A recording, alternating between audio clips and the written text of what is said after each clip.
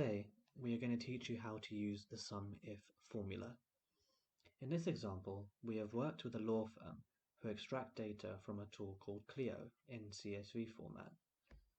The table on the right shows the data taken from Clio, which shows how much time the lawyer spends on each activity with the client.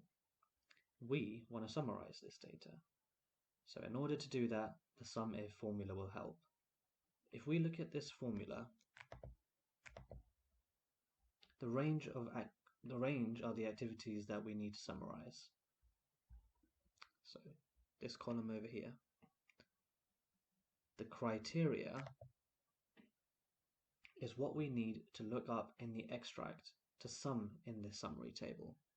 So in this case, criteria would be document.